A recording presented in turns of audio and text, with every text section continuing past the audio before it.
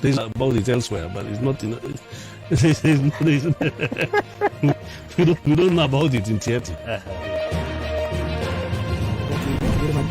When it comes to national politics, let me start from Baringo. Let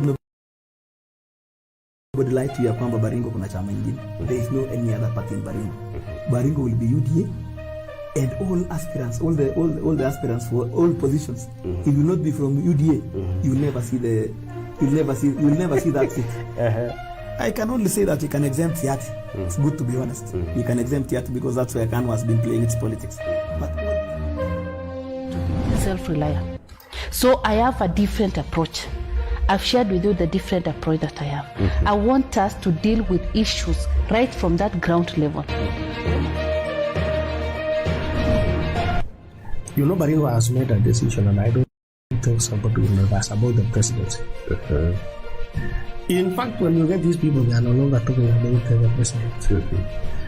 The real elephant in the house now, not even so much of governorship, but the real elephant is in the MP seats.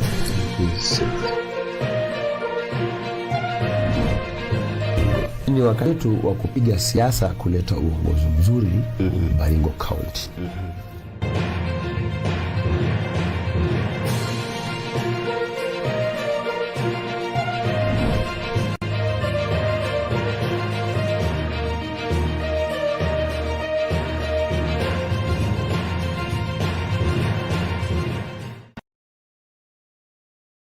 The aspirant show, or rather Know Your Aspirant show.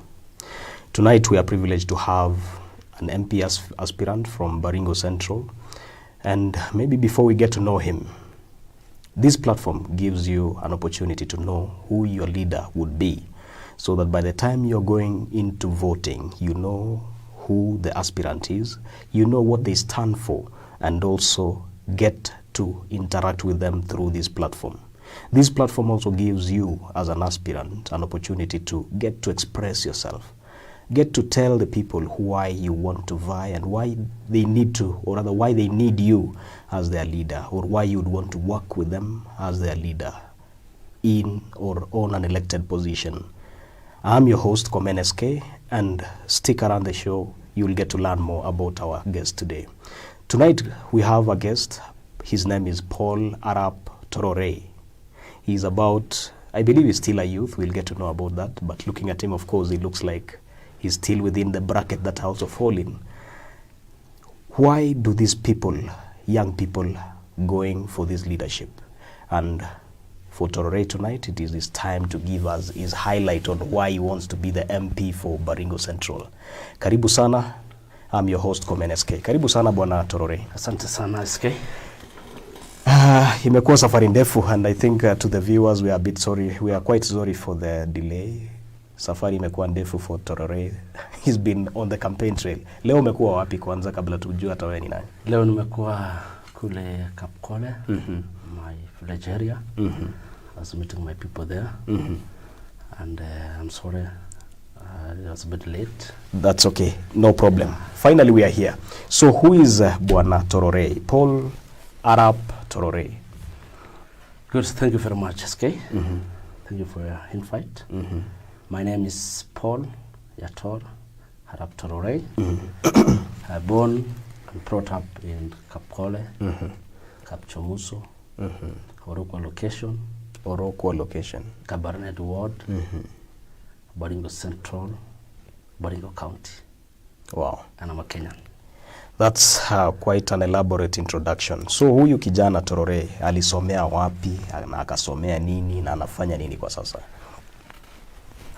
Nilisoma katika shule ya msingi, Kapchomuso Primary School.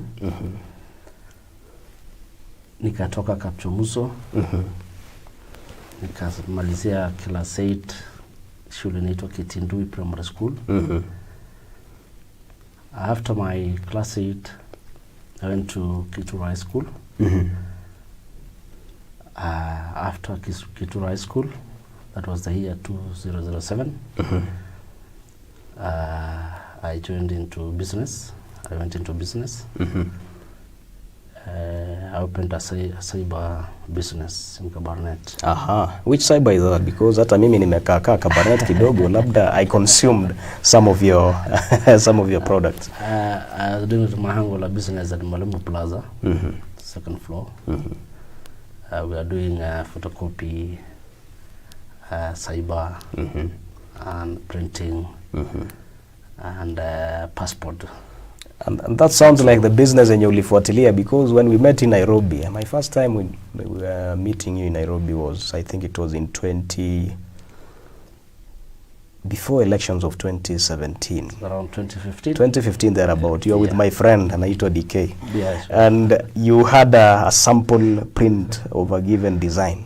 Yeah. Is that the business that you are doing in Nairobi? Because from the introduction that we were giving, you could see a Nairobi-based businessman. Yeah, I still do the same business, but in a different way. And I also have engaged myself in a different business.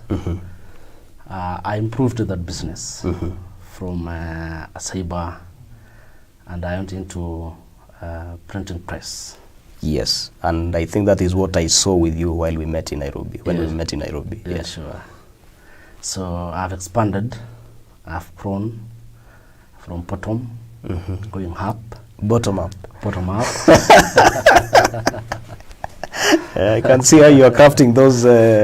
Somebody can almost know the party that you're associated with.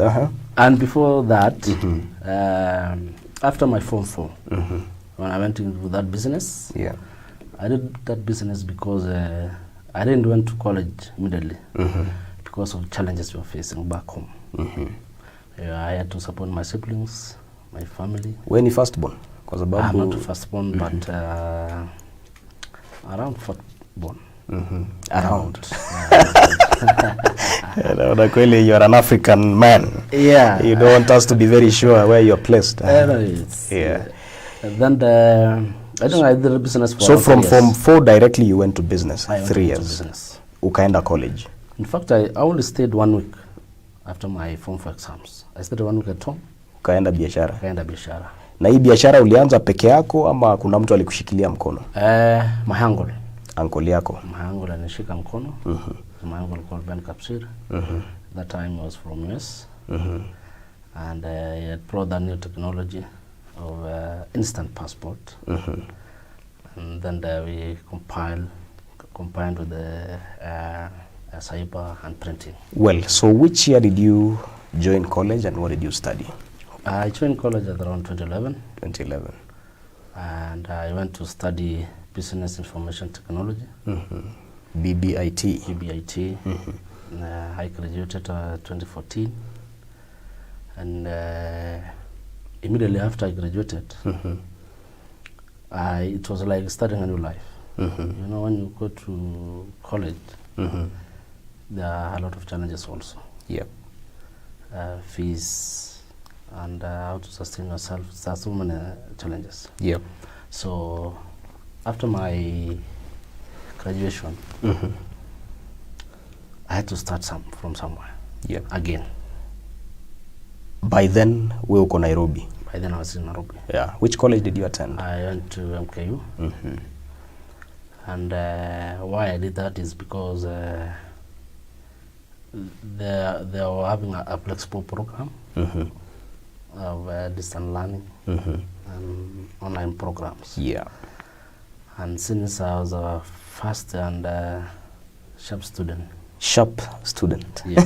Na unajiamini aje? Yeah, I do. Yeah. I prefer, since I had some hard activities. Ya biashara. Biashara. Because I had to jungle both business. Unashikilia biashara and at the same time going to school. Going to school. So you opted for distance learning. Yeah. Yeah. After that, life became a bit difficult after graduating. Because, you know, sometimes jungling both may not go well. Yep. And I faced some challenges. And I had to rethink again how to construct my life. So back to business. Ukisema the challenge, what challenge did you face within that time? Because I'm sure, you know, with leadership also, there's something called mentorship. Yeah. I'm sure whoever is watching would want also to learn ni nini ulipitia and how did you get yourself out of it? Yeah, since when I went to school, I could not run that business as it was before. Yep. And some other people were doing, but it was not sustainable as I was there personally. Secondly, we also moved from the place we were, and we got some challenges to get a relocation place. So those are part of the challenges we faced. And much from that time, I was concentrating much on my studies. Yep. And because I did a bit, that course was also easy, because I majored in software engineering. Yep. So I got some challenges. Yep. And after graduating, I had to start from zero again. Well, so how did you manage to move to where you are? Because kabla useme unataka kuwa MP bana, kuna venye umefika mahali.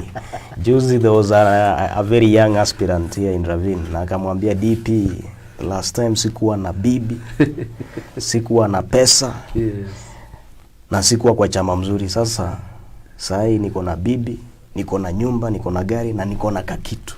So how did you manage to rebuild yourself to where you are? Now, after my university course, or after graduating, I thought of how to start life again. I remember very well, I saved some money. I remained with around 10,000 shillings.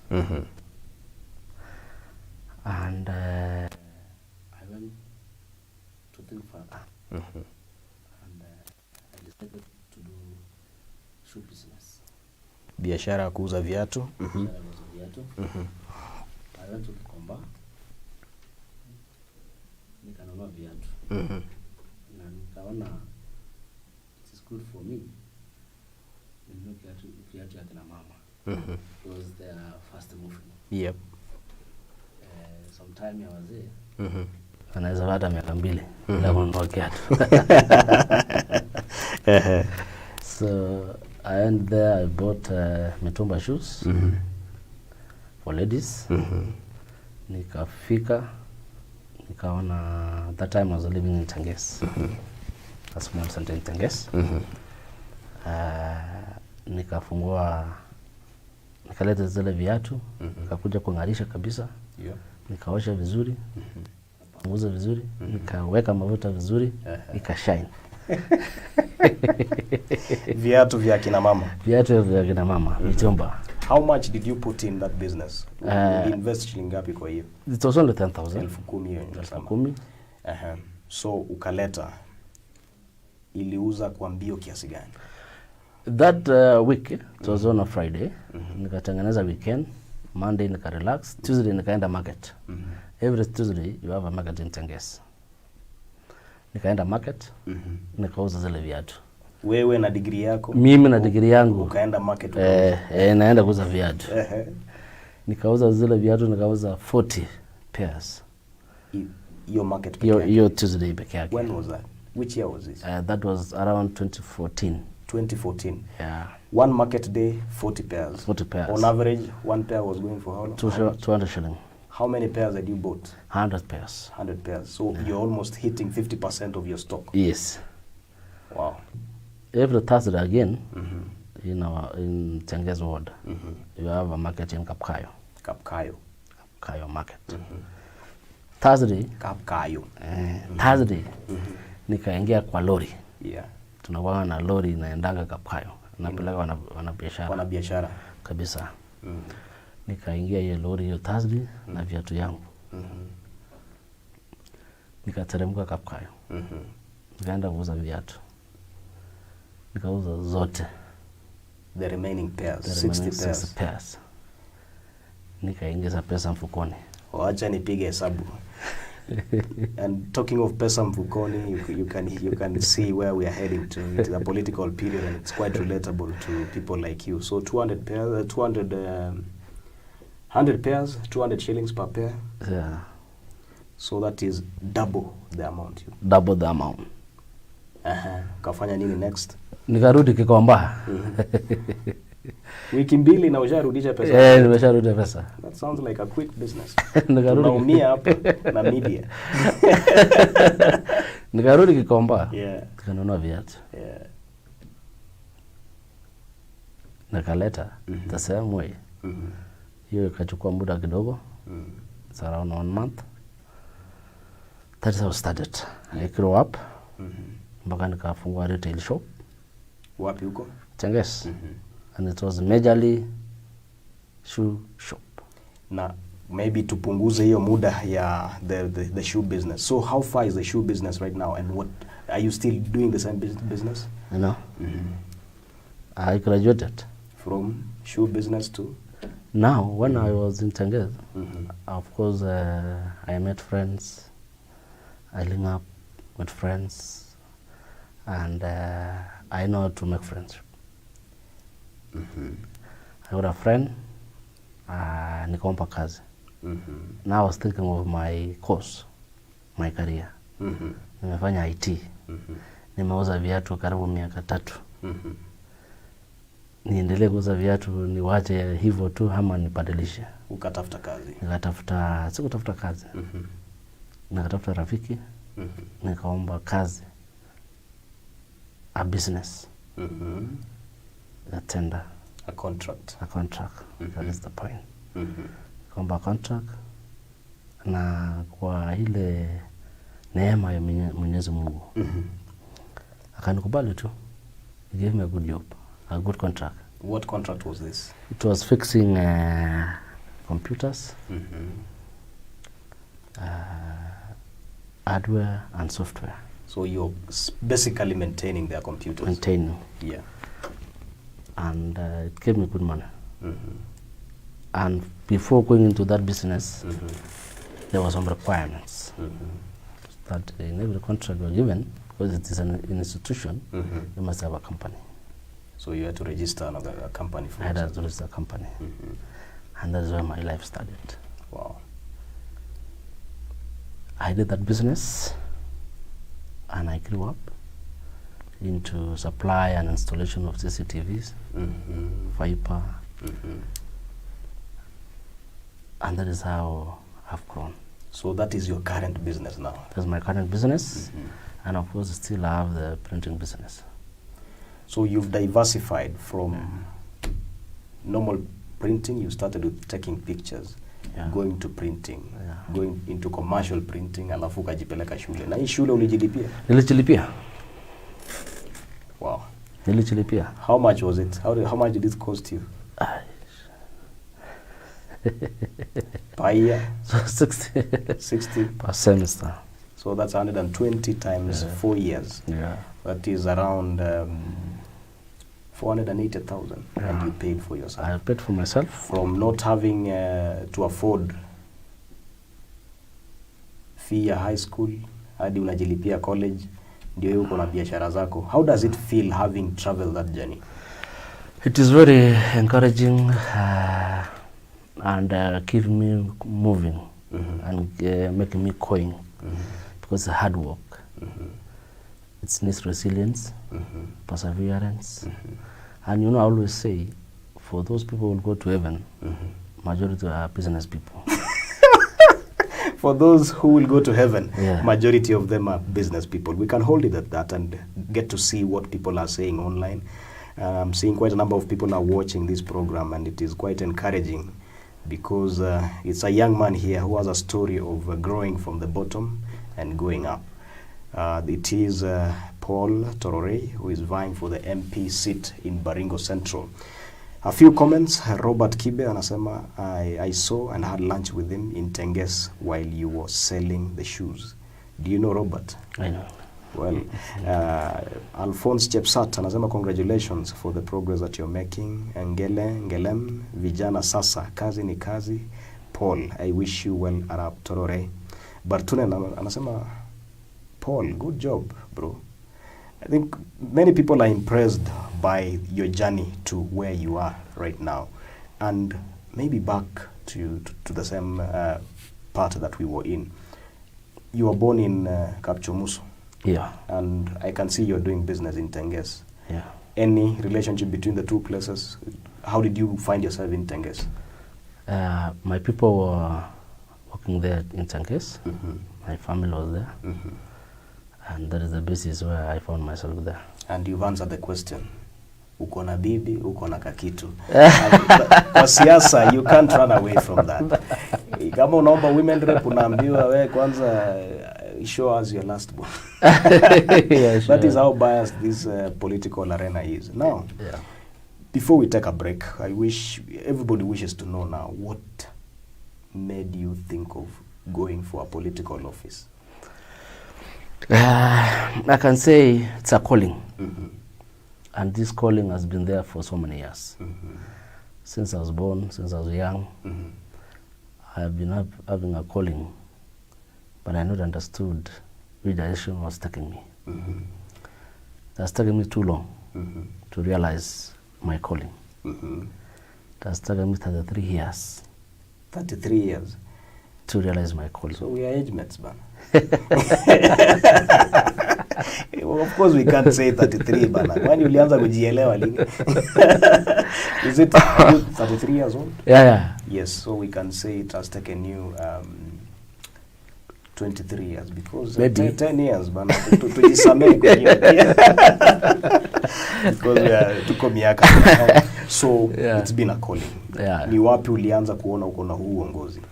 Niliona wakati nilingia shule ya upili. I remember very well. Nikiwa when I was ending my form 1, I was getting into form 2. And nikapewa kuwa prefect. Yep. And at the same form 2, immediately I was given to be the captain of my dorm. Yeah.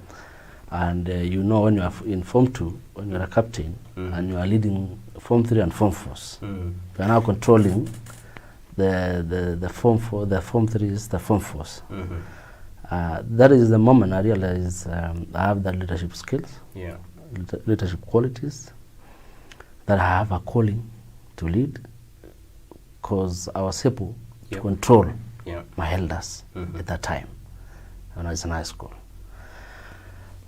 And there's a time, my principal at the time, Julius Boley, who is now the municipal administrator in Kabarnet. And was a good friend of mine. At the time, there's a time he told me, Kiblagat, today I want you to take charge of this school. Taking charge of the whole school. That there was not a teacher at that time, and himself was around. And he told me, now today, you are controlling this school. You are the principal. You're the principal. And you understand now to control 1,200 to 1,500 students. Which school is this? Kituro High School. Kituro High School. Yes.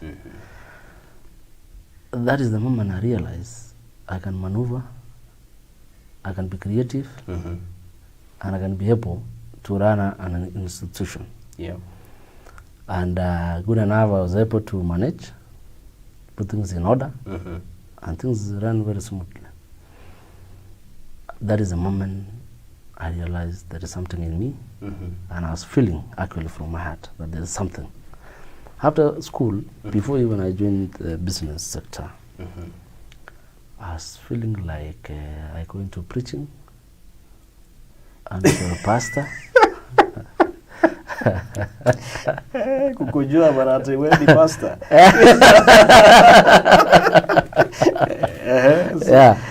Because I was feeling I want to serve my people. But now I didn't know in which capacity. Yeah. Right?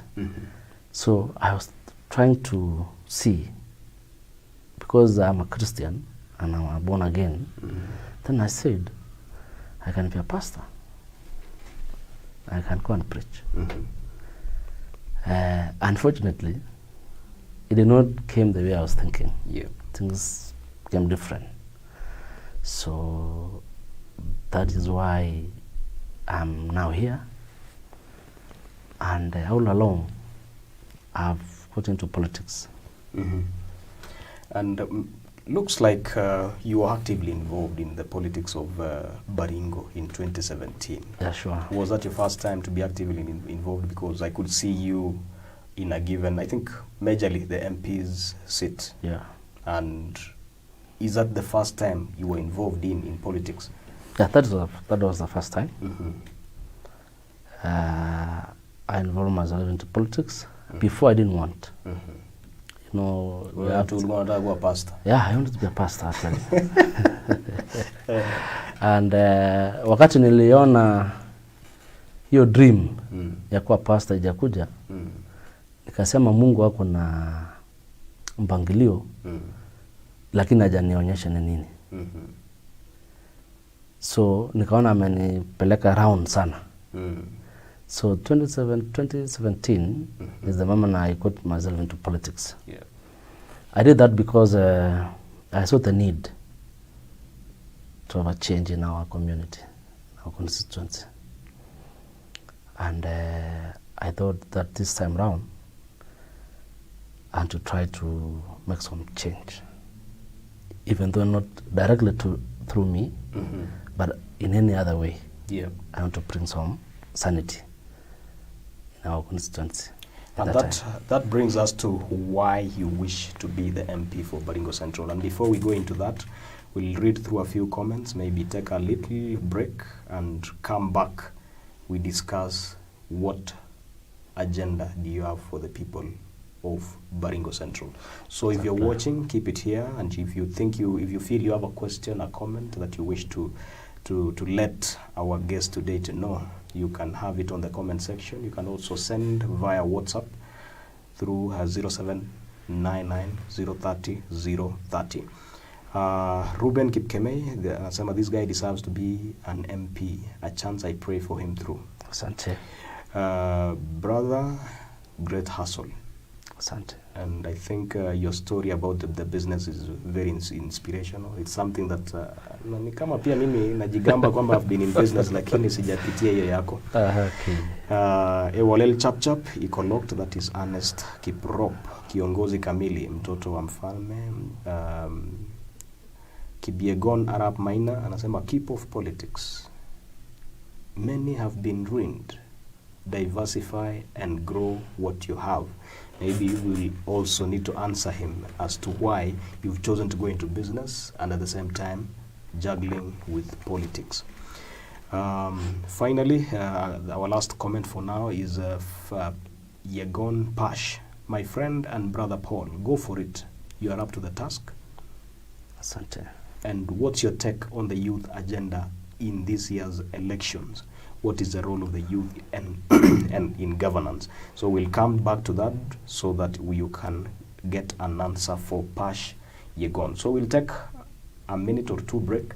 Stay tuned. We'll come back and we continue to get to know why Bwana Tororey is going for the MP Baringo Central. You've heard that his is a calling from wishing to be a pastor to now going into politics. And you know how pastors can minister to people and convince many people that there is heaven, and we are actually heading there. So stay tuned. We'll get to know about his agenda for you, the youth, for the women, the elderly, and of course, what he wants to transform in Baringo Central. Stay there. Right now in Marigat, Baringo County, a farmer is irrigating his farm that would soon feed a nation. The large-scale hay farmer in Kampiamoto, Nakuru County, is making a fortune out of his partnership with the Kenya Seed.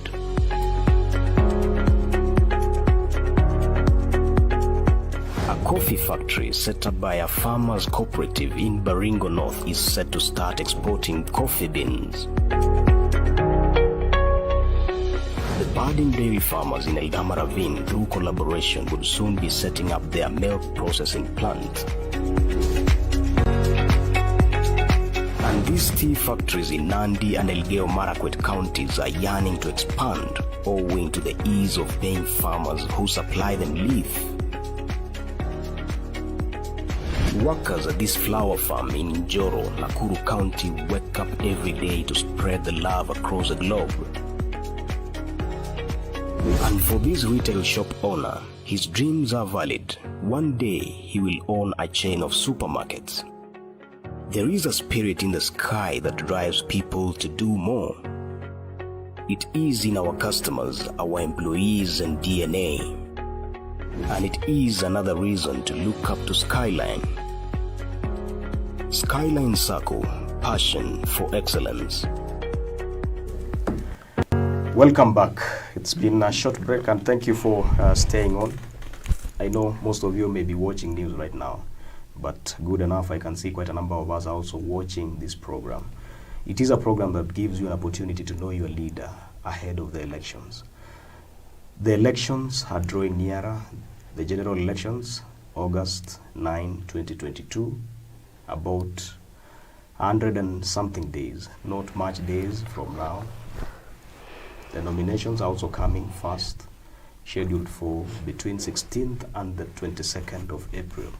So here we give you an opportunity to know these leaders so that by the time you are nominating them in their respective parties, at least you know the content that they have and also what the plans that they do have for you as a person who will be voting. So this platform is educating you, the voter, and also giving the aspirant an equal opportunity to get to interact with you and at the same time to express their agenda. And tonight we are having with us here Paul Arap Tororey, who is the MP aspirant for Baringo Central. He is only 33 years old. What is and Tororey has his reasons to say. Now, Bona Tororey, what is your agenda for the people of Baringo Central? Thank you, SK. Before I go into my agenda of my people, first of all, I want to explain something. One, I want to encourage our young people. Why I did that business at that time, improve myself. Na wakati nilifanya hiyo biashara, sikuichukua hiyo kazi. Yeah. Nilisema wira na wira, kazi ni kazi. Kazi ni kazi. Nikaona nikuwe na pesa mfukoni, niboreshe maisha yangu. Aha. Na I want to encourage even the young people, tusichukue kazi. Meanwhile, wakati tunatafuta ile kitu tunataka, let us do something for a living. So usikae tu bure, ukingoja manna from heaven. No, usikae tu bure, tusikae gari. Na kwa sababu ile watu wamenunua magari, na hapana. Let us soil our hands. Let us do something. Tufanye kitu.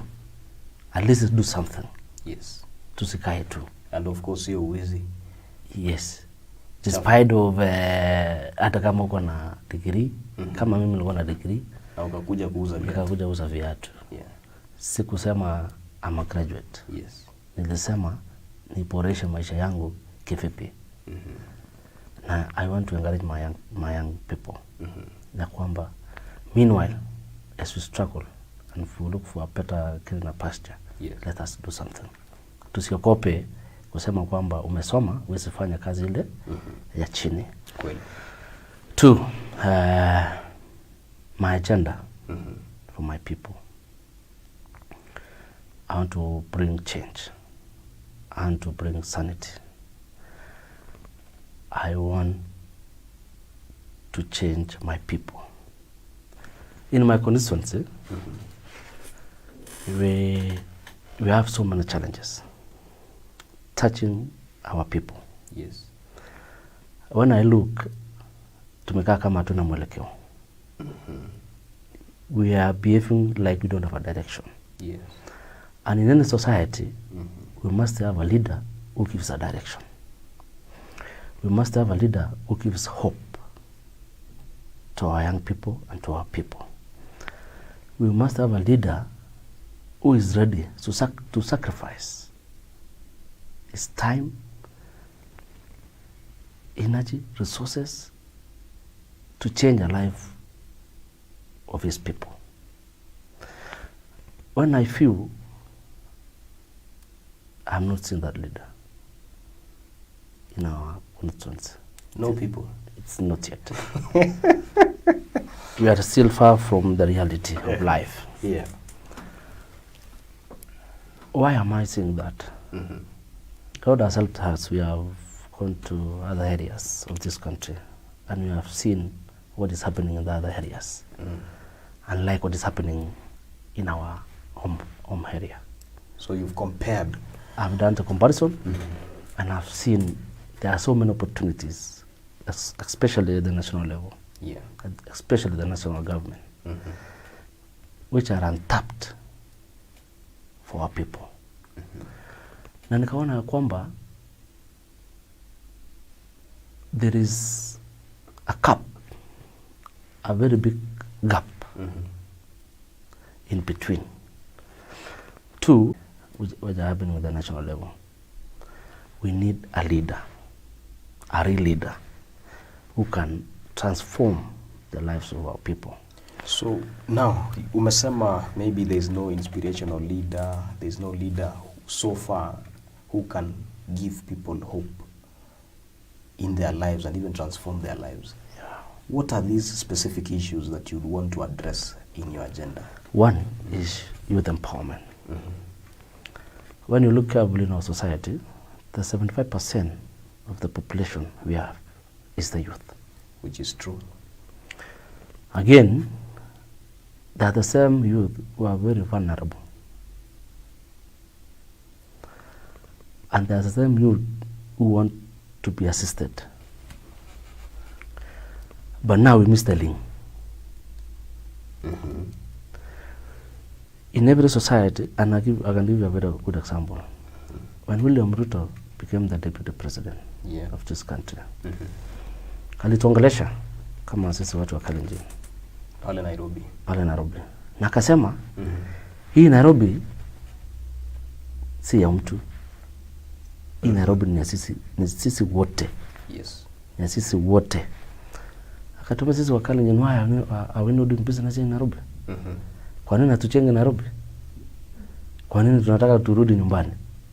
And this is where the 50% or 80% of the GDP is. And it inspired us. And I can tell you for sure for now, go to Nairobi. Ukifika every street, unasikia mkale anaongea. And they are very proud. Wanaongea lugha yetu. Yes. Now, they are doing now serious businesses. Very serious businesses. They have invested a lot. And even they are now residing in Nairobi. Wamechenga manyumba ya kuishi.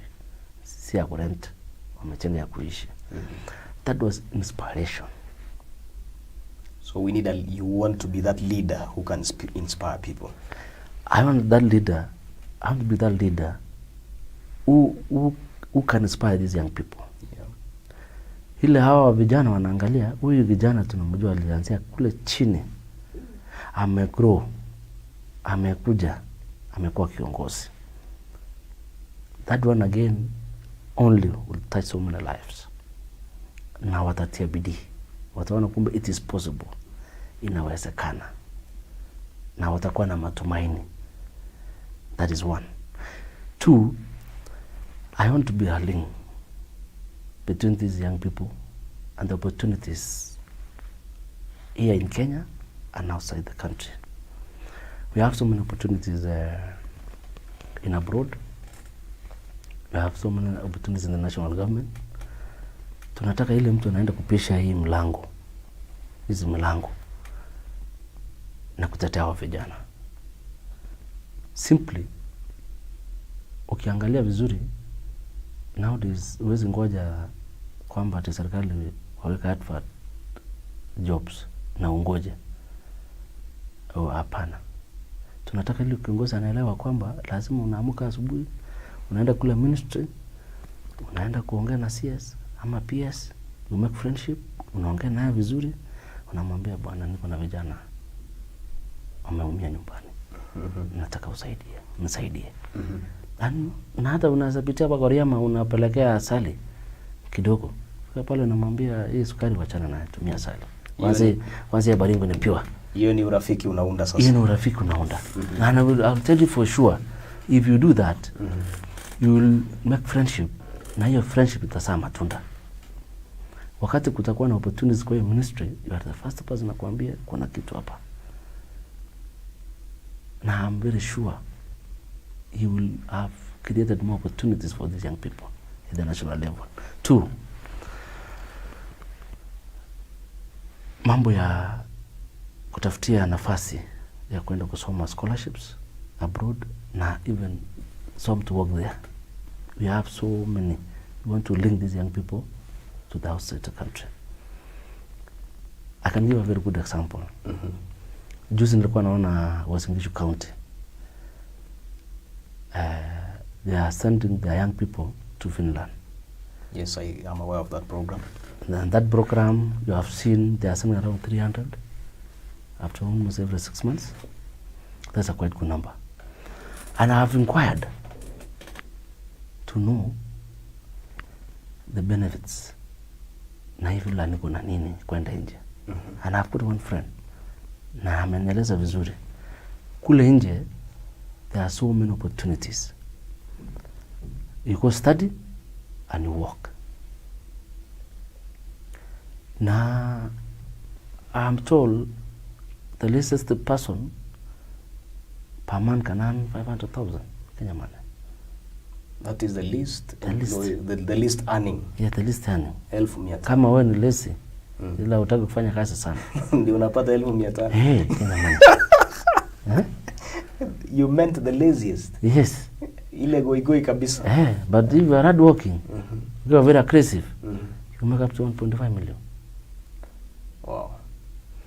Those are the opportunities we want to open up for our young people. The other day nilikuwa naona hapa Kenya. Kulikuwa na some employment ilikuwa ya ACCs. Yes. I think it was around 797 positions, Ministry of Interior. And I was surprised. Do you know, we did not get even one in my constituency. In Baringo Central. Baringo Central, 0. I think Baringo South was lucky. We had about 4 or 5 of them. Tiati was the luckiest. They had 12. 12 in Tiati. Yeah. Now, this is the link I'm telling you. It is missing because, you know, maybe the network of some leaders is limited to some extent. And I remember one of the former leaders say, your network is your net worth. Which is true. That is why you need to build a very good network, because that is our net worth. Yeah. So that shows that we have some challenges we need to address. Well, I can see your youth agenda is focusing much on sorting out the unemployment issue. Yes. And you would want to build a network that would give you a bigger negotiating power and also an opportunity to knock into those on those doors and get to the opportunities that they need. Yeah. Or rather, your young people, the young people in Baringo Central need. On average, how big is the youth population in Baringo Central? Of course, the country's average is about 75%. If let's say youth wakupigie kura sahi, unaweza pata kura ngapi? Vijana peke yao. Baringo Central has a voter population of about 40,000. Yeah, it's around 40,000. So just 75% of the 40,000. So, ukipiga vile wewe ni kijana, I'm sure when you are in Tengezo, you're interacting with them, umeangalia iko aje, how is the unemployment rate in your constituency at the moment? At the moment, unemployment rate is 75%, 20%. That's huge. This is very serious. Yeah, because if you look carefully, you will find majority wamemaliza shule lakini wako nyumbani. Yeah. Na unajua it's very painful wakati mzazi ameuza ng'ombe zote, ameuza shamba, amesomesha mtoto, na mtoto anarudi nyumbani, mnakuja kaa na kuangaliana. There is no hope. So painful. Tunataka kuona matunda ya yale sacrifice wazazi wetu wanafanya. They do a lot of sacrifice. Tunawaheshimu sana. Lakini opportunities ya vijana hakuna. Ana unapata ya kwamba siku 2-3 unapata kijana amejiingiza kwa pombe, unapata amejiingiza kwa dawa ya kulevya kwa sababu anakaa ana namna Kweli. and that one also you see it brings problems to our society and we are losing a generation. And if I was looking carefully the other day nikaona tusipokuwa very careful in the next 5 to 10 years tutapoteza generation. We must save these people. So aside from you wanting to sort out the issues of the youth, we acknowledge kwamba kuna mambo ya hii drug abuse. Mipango yako ni yapi? There are so many youth groups in the village, and sometimes maybe using my constituency for example, utapata there is at least maybe 1 or 2 youth groups in a sub-location. That would even average up to like if you have 20 sub-locations, that could be 40 youth groups. Mipango yako kwa hawa vijana ni yapi? Now, because there is the bit of setting up or rather linking them to employment and sending them abroad. Na kuna wenye hawana hizo skills za kuemployiwa. Now kuna groups tofauti. We have some categories of these young people. Kuna wale wako kwa jua kali sector, kuna wale wako kwa bodaboda sector, kuna wale wako taxi sector ama transport sector in short. Na hao wote we need to empower them. And by doing so, my research and the best way to help a human being is to get the resources. Like for example, my dream, and I can say candidly, I can see the boda sector. It's a wide business sector. These are people, they need to be empowered. And I'm very sure they have structured circles. Some I know. Within my constituency, I know they have structured circles. These are people, we need to channel resources into these circles. We need civic education. We need to empower them through the resources. For example, if we have around 800 to 1,200, let's say 1,200 boda operators. Those are within Kabarnet town. Yeah. And they have their circle, which they have. Yeah. And assume everyone makes a savings of around 500 shilling a month. I'm doing the math. Just do the math. So 1,500, 500 people a month. That is 750,000 a month. Yeah. Those are savings. These are people wakisha kuweka hiyo savings zao kama mimi kijana. Yeah. Through the CDF and other partners, funding partners. I want to make sure kwamba we channel resources to these circles. For example, assume I channel 5 million to this circle every financial year. Through the CDF? Through the CDF or other funding. Does it allow for that? You see, the law within the CDF is not restricted. Yes. They have some percentage for infrastructure and other developments. Yes. They are not specified. Right? So it is upon a leader to be creative. To be creative. Na aweze kujua atatoa wapi ya 5 million. Yes. Aweze kuona kwamba how can we empower. Sorry. Secondly, we have the 100 million for the bottom up. You know, I believe, and I used to tell my friends that William Ruto is the 5th president. Without blinking an eye. And that's what I was to ask you. Ushajibu. And if William is our 5th president, he has promised that he will channel 100 million per constituency for bottom up. Now, this amount of money are huge. It needs a leader who is close to his people, who is close to these young people. Yes. So that they are being able to empower these young people by channeling the resources to their circles. And I can tell you, for example, I was doing some math. Nikasema kwamba kama kila financial year tuko na kama milioni 5 kwa hii sako ya vijana plus ile wameweka savings. In 5 years time they'll be having close to around 30 million. They're about. Yes. It's actually 28 million. Yes. For these circles wanasomba loan.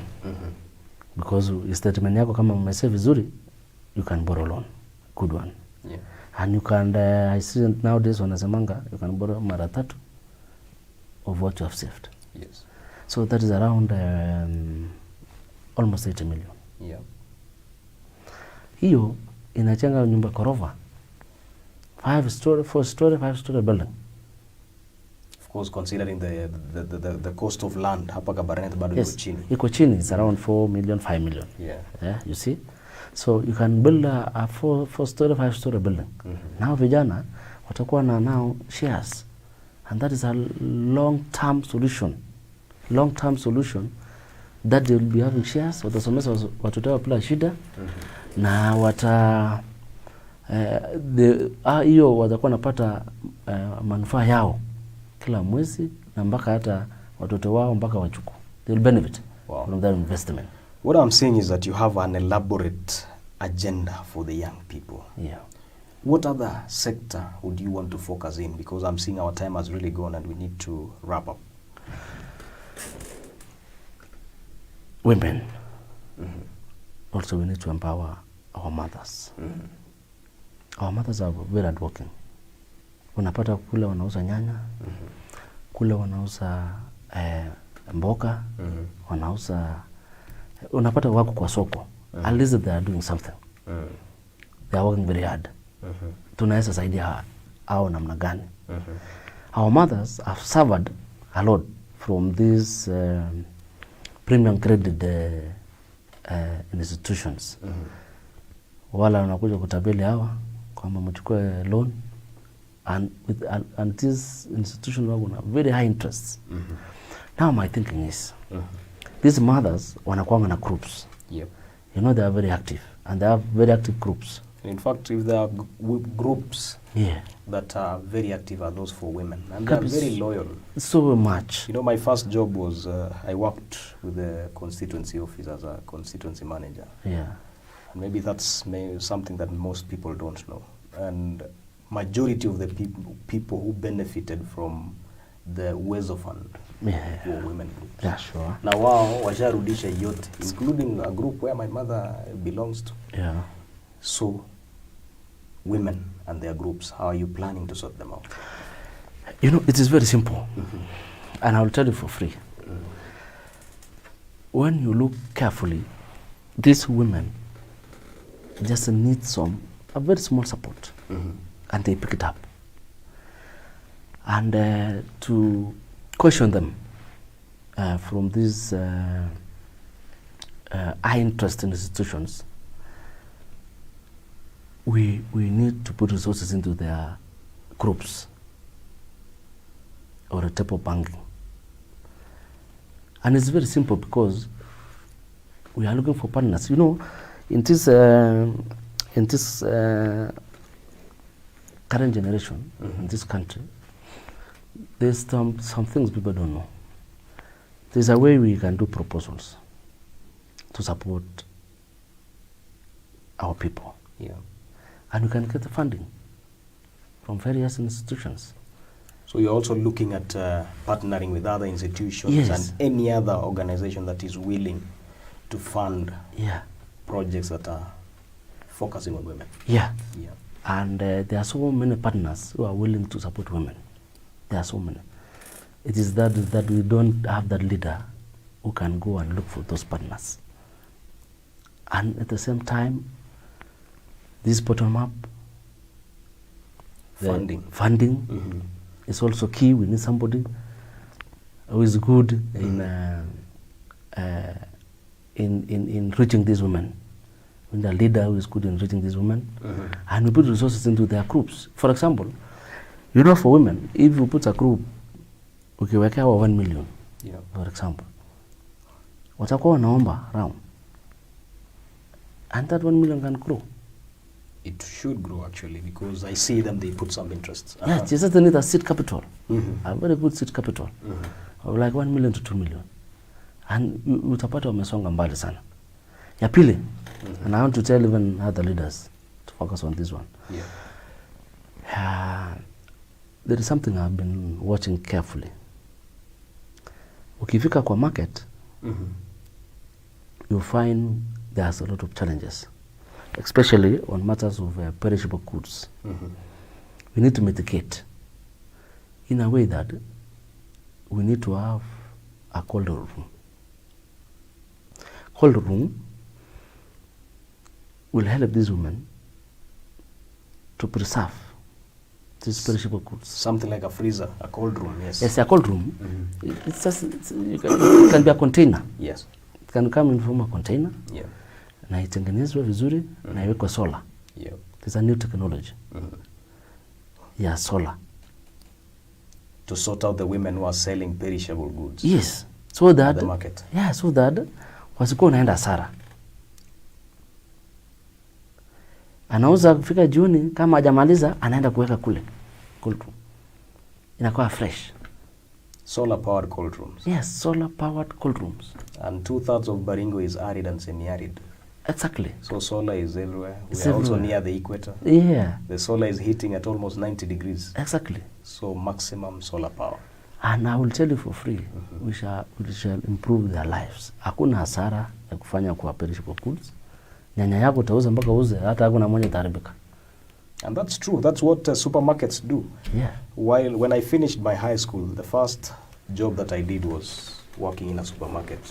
One of the leading supermarkets. Hustle pia. Hustle, my first employer was a Muhindi in a supermarket in Nakuru, and the wholesale, I tell you, vitu zinaishi huko, cold room. Yeah. And how I got to know about the cold room is a story for another day.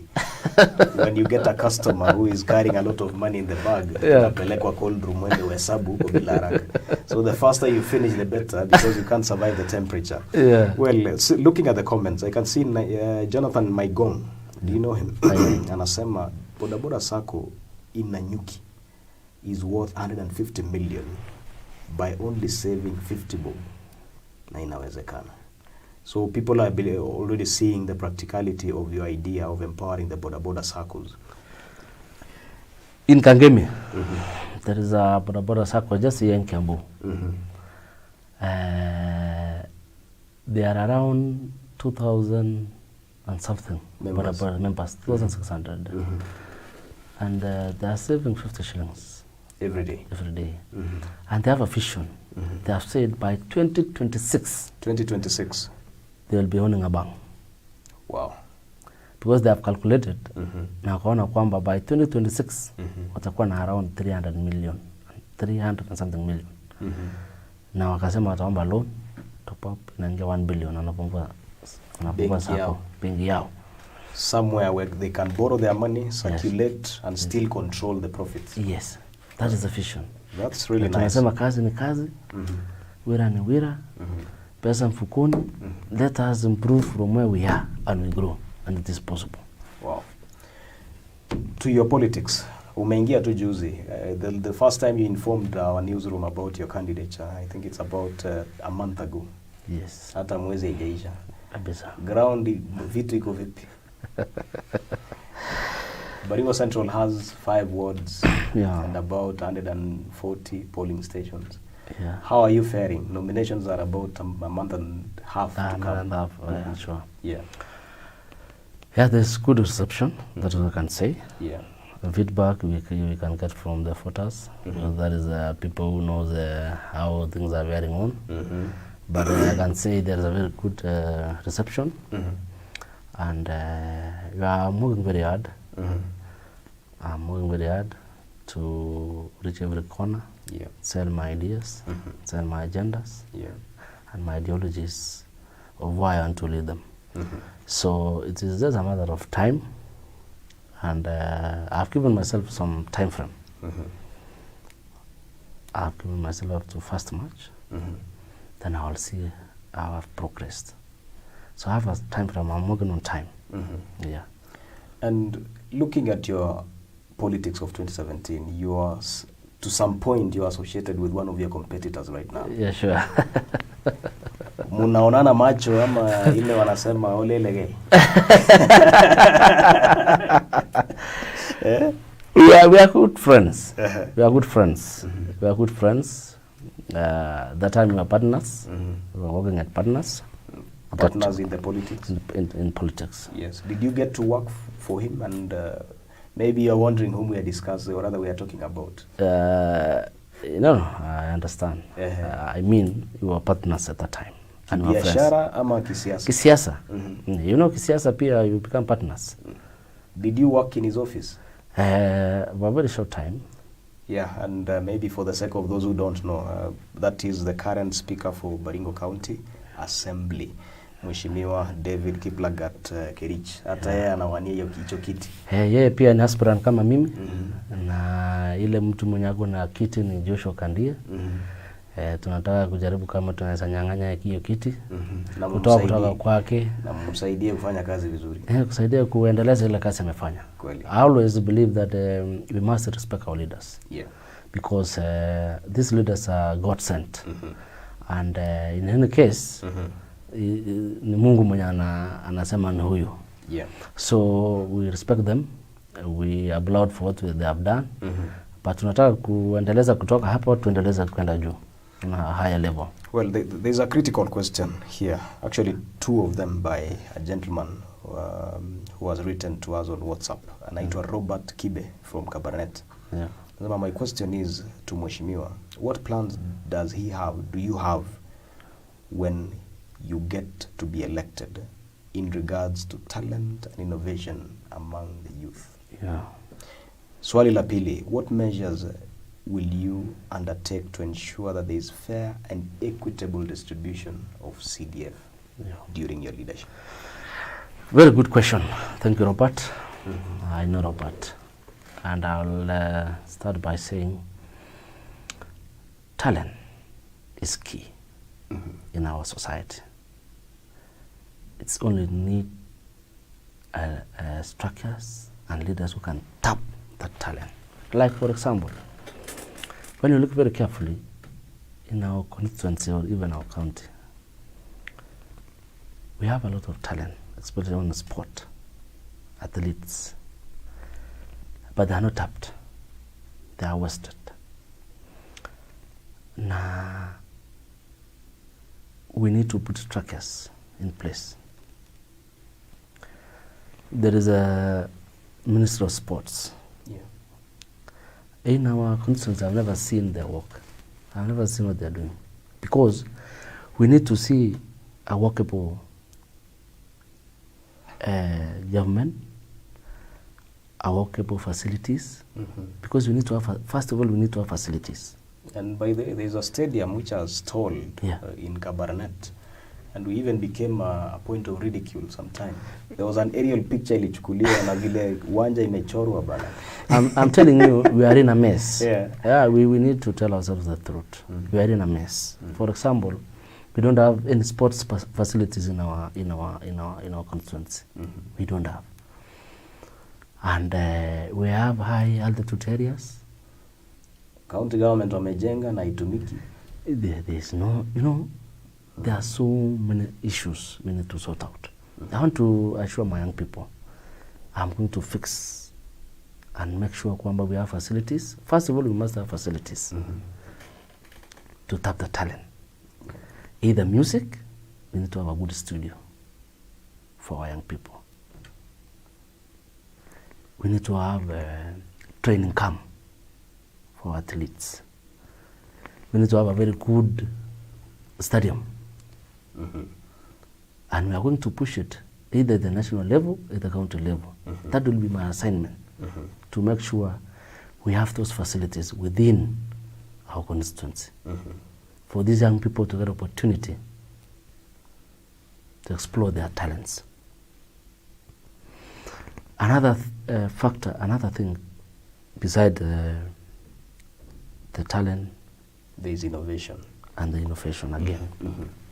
We need to have innovation centers, well equipped with internet and other facilities. Nowadays, there's something we must acknowledge. This technology is key to our growth. Na kuna kazi mingi these young people are doing online and they get paid well. But hatuna facilities. You know, these young people don't get opportunity to do online jobs because we don't have facilities. Yeah, we need to have centers, innovation centers for that matter. For example, you can see we have, there's a time I was going to Eldoret through Ravine. I saw an Ajira center along Machon. Naitwa Rift Valley Innovation Center. Yes. Yeah. Now, I was looking and I was wondering, where it is placed. You know, even most people don't know there's such kind of a center within our county. Yeah. We need to bring these things to a central point. Where majority of the people can access. Yeah, majority of these people can access these facilities. Yeah. Like Achira Center, you know, they're employing so many people, young people, and they get well paid. Yeah. We need to lobby such kind of institutions so that our people get opportunity to explore this technology. Well, I think that's well handled. Maybe you can touch a little bit on the equitable sharing of CDF. How are you going to share the 140 million that Baringo Central receives every year? Good question. Thank you. This, you know, CDF, it is a kitty which is there and which has been there. The beauty now is that at least they have increased the amount of money. And they are good money. 140 million is a lot of money. It just needs transparency, equity. What I have thought about it is that we need to have a structured committee, people at heart, and to share this CDF in equitable manner. One, you find that majority of the leaders don't share this CDF across the constituency in equitable manner. They narrow to certain regions where majorly they come from, you see, or they narrow majorly this contract. They somehow narrow this contract to their people or close allies. Yeah. I will tell you one thing. The leadership of the young people, we are very different. And I've been saying that. As young people, I always say we are one tribe. We are one tribe. Tusemangi, mimi natoka hapa, nataka hivi vitu ikuja hapa.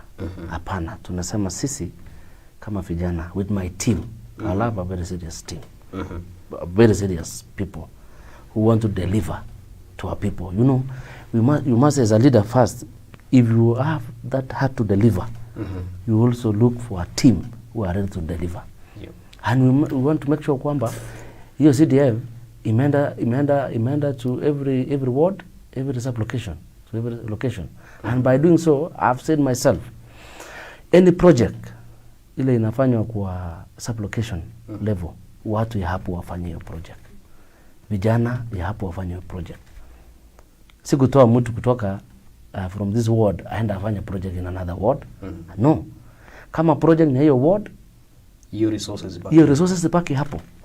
Whether it is a 5 million administration block, whether it's 20 million, wapewe. Na capacity, na kama hakuna mtu akona capacity. I'll tell you for this. Hii mambo ya capacity ni utapeli. You're a contractor, hebu tueleze hapo. Ni utapeli. For this CDF, sheria yake ukiangalia vizuri, haina sheria ile unasema ati lazima ufanye hivi na hivi. I've promised my young people and I'm going to do it even if it is to change the law. Wakikwama sana, I'll go and push and change the law. Ya kwamba these young people, we must give them contracts and we give them upfront capital. They get to be given a starting amount. A starting amount. Ya kujumpstart. Jumpstart. Wani vijana wana pesa hapi hawana? Will that not go against the procurement law? Iko wapi ya sheria? Si sasa unaambiwa kwanza you are paid per milestone. Wacha nikwambie, you must bend other things. Hii sheria for some things to move. You must bend other things for some things to move. Well, hii sheria ikiwa kwamba tunaenda kubadilisha.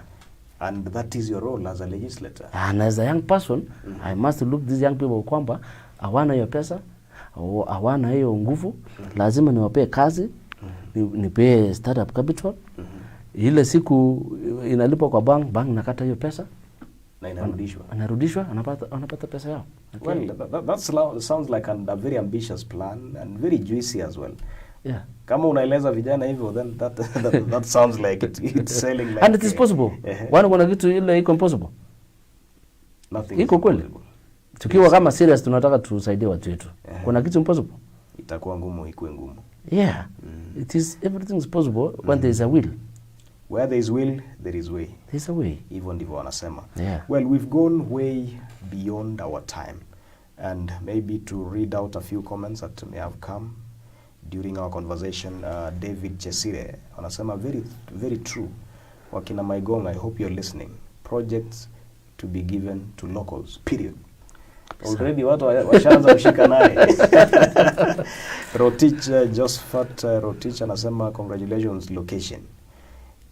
You really have the people, Baringo Central constituents in your heart. Asante.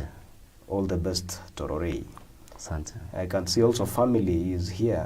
Naona watu wa familia wanasema we are watching live from Kwale. Asante. And we are ready to support you. You know, at the end of the day, it's about support. Do you have support? You will need resources. You will need time. But there's also a part that people ignore, the moral support. Leo upige campaign, ama DP akuje Kabarnet na ubuiwe.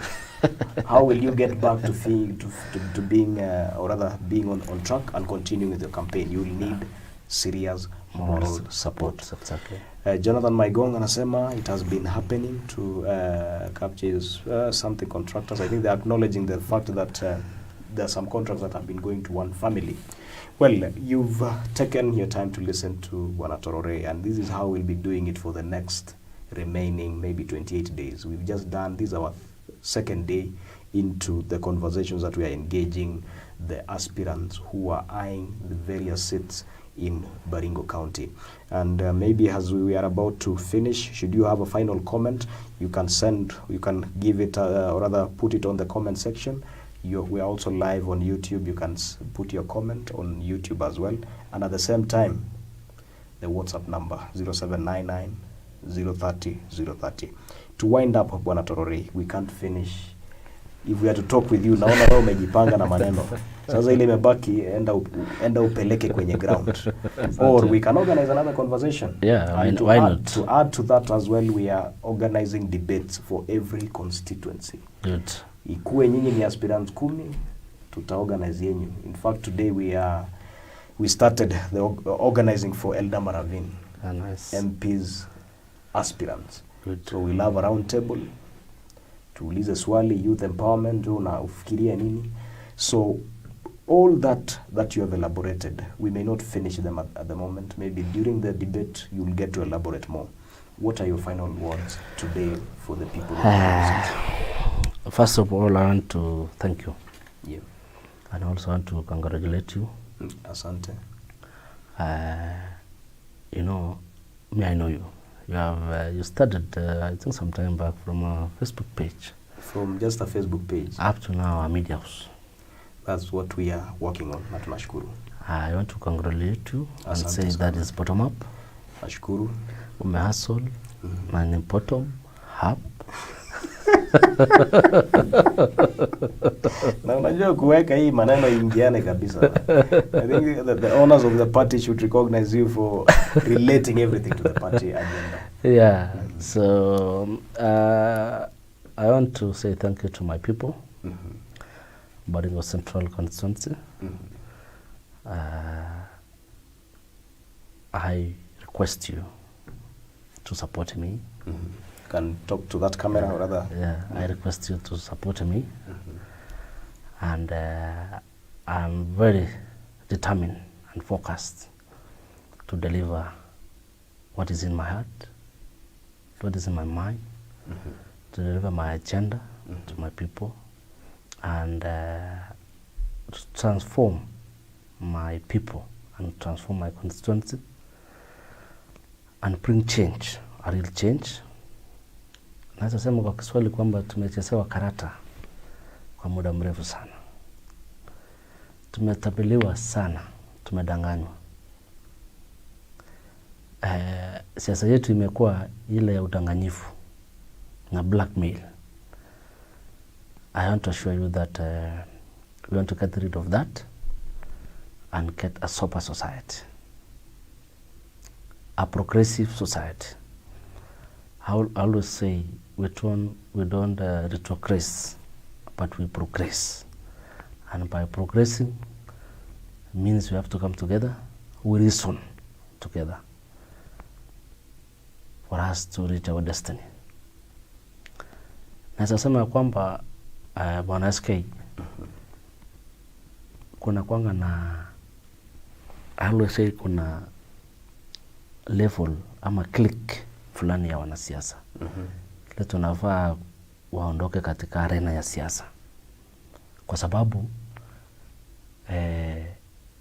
kuna utapeli na udanganyifu mwingi. Ya kwanza unapata wakati ya kusaidia watu wetu wanakuanga they choose wasaidie nani ama wasaidie nani. Wanaambia vijana kwamba saa zingine unaenda kuomba kazi ama unaenda request support from these people, wanauliza wewe unatoka wapi, wewe ni familia gani, baba yako ni nani. Ukipata kwamba ujulikani they don't care to help you. Tunataka tukate hiyo and get a level crown whereby tunaangalia talent ya mtu, tunaangalia skill ya vijana wetu, tunaangalia ile profession ya mtu na bila kuuliza baba yako ni nani. For example, wewe ni rafiki yangu kwa muda. Umaisikia nikikuuliza baba yako ni nani? You don't even know where I come from. Ama unatoka wapi? Hata mimi sijui. Hata sijui unatoka wapi. Leo ndio nimejua yako. Now we need that kind of level crown ya kusaidia watu wetu bila kuuliza wewe unatoka familia gani. Mama yako ni nani? Baba yako ni nani? Alipiga na alifanyia nani campaign? Tunafanya campaign, tukimaliza campaign, pap, umeshika kiti kama kiongozi, kama mbunge. Wewe ni mbunge ya kila mtu. Wewe ni mbunge yule alikupigia kura. Wewe ni mbunge yule akupigia kura. They deserve support.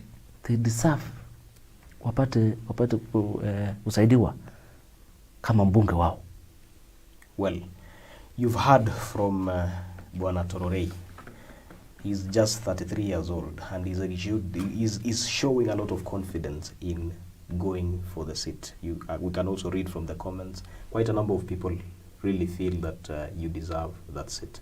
Thank you very much. I want just to wish you well. Thank you. You're standing for equitable distribution of resources and also serving people without favor. But should you deserve, you get what you deserve. That is a leadership clarion call from Bwana Tororey, who is vying for the MP seat in Baringo Central.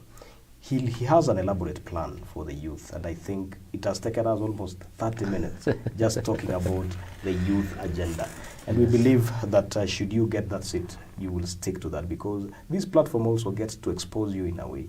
You are committing to people who are watching, and these videos will stay Facebook has it has unlimited space to keep those videos. And these people will keep referring to these videos whenever you get into that leadership, and you might be held accountable for what you're saying. You know, it's about character. Exactly. So if you can maintain, if you are able to maintain your promise and to deliver your promise to the people of Baringo Central, then this platform will have played a role in ensuring that these people know what your plans are as a leader, and also keep them aware that this is what you're planning, and they'll put you to account on what you've said. And from us as Baringo News, we're very grateful for taking time to watch this program, Know Your Aspirant. Tomorrow we'll be hosting Mheshimiwa Mtarajiwa Emmanuel Ngetuny. He's the person alitetemesha Eldama Ravine the other day. Akisema last time alivai bila kakitu, bila bibi, bila gari, and in the wrong party. He was vying in Kano. And right now he was telling the deputy president that sasa niko na pesa, niko na bibi, na niko na gari, na niko na kakitu. Hao watu wataniweza kweli? He will be our guest tomorrow, and will be bringing you here so that you can get to know who he is and what his agenda for the people of Eldama Ravine. This program is preceding the debates that are organized by Eblin Media in partnership with these aspirants, because they are the key stakeholder. Without them, no debate will happen. So all the constituencies you will be seeing the plan that we'll be posting on our platforms. We will also be partnering with other institutions so that we can ensure that you get to know who your leaders are and what their agenda is. From us as Baringo News and the entire Eblin Media fraternity, I've been your host, Komen SK. Have a good night and see you tomorrow. Thank you.